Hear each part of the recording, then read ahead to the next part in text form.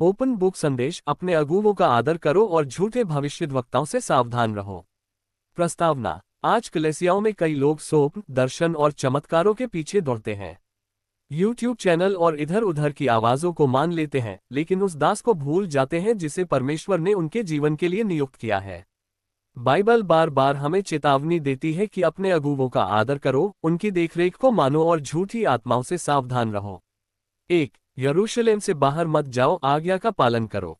प्रेरितों के काम अध्याय 1 वचन 4-5। ग्रेटर दैन यीशु ने चेलों को आज्ञा दी कि वे यरूशलेम से बाहर न जाएं जब तक कि पवित्र आत्मा का बपतिस्मा न पालें। आज बहुत लोग अपने अगुवों को छोड़े बिना ही सेवा करने लगते हैं। प्रभु कहता है कि बिना उसके आदेश और आत्मा की शक्ति के मत बढ़ो। सेवा चमत्कार पर नहीं, आज्ञाकारिता पर टिकती है। 2. अगुवों के विरोध में आवाज मत उठाओ। इब्रानियों अध्याय 13 वचन 7-17।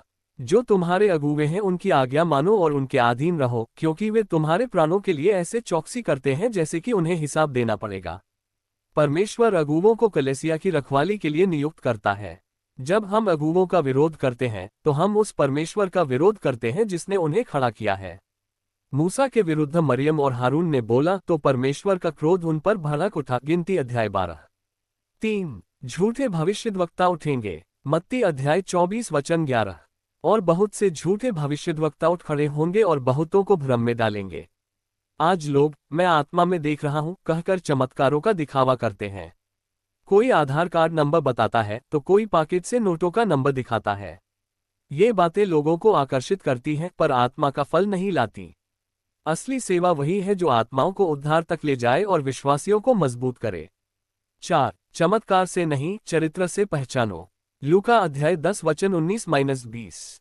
यीशु ने कहा, मैंने तुम्हें अधिकार दिया है, पर इससे आनंदित न होना कि आत्माएं तुम्हारे वश में हैं, परंतु इससे कि तुम्हारे नाम स्वर्ग में लिखे गए हैं। शिष्यों को दुष्टात्माएं भी मान गईं, पर यीशु ने कहा सच्ची खुशी चमत्कार में नहीं, उद्धार में है।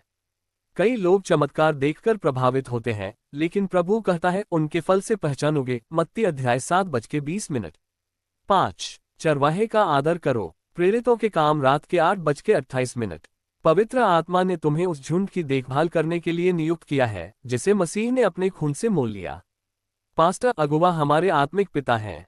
वे दिन रात संघर्ष करते हैं, प्रार्थना में खड़े रहते हैं, रोकर परमेश्वर से हमारे लिए अरदास करते हैं। झूठे प्रचारकों के पीछे भागने से घर परिवार बर्बाद हो जाता है। 6. नम्रता का मार्ग। गिनती अध्याय 12 वचन 3। मूसा पृथ्वी के सब मनुष्यों में सबसे अधिक नम्र था। मूसा ने कभी अपने पद या अधिकार का घमंड नहीं किया। अच्छे अगुवे नम्र रहते हैं और मंडली के लिए अपना जीवन अर्पण करते हैं। मंडली का कर्तव्य है कि वे अपने अगुवे का आदर करें और उनके पीछे खड़े रहें। निष्कर्ष। दर्शन और स्वप्न परमेश्वर देता है, पर उसका उद्देश्य चकाचौंध नहीं, बल्कि आत्माओं का उद्धार और कलीसिया का निर्माण है। झूठे भविष्यद्वक्ताओं से सावधान रहो। अपने पास्टर आध्यात्मिक पिता का आदर करो और उनके साथ खड़े रहो। चमत्कार के पीछे मत भागो, बल्कि उस उद्धार के पीछे भागो जो अनंत जीवन देता है।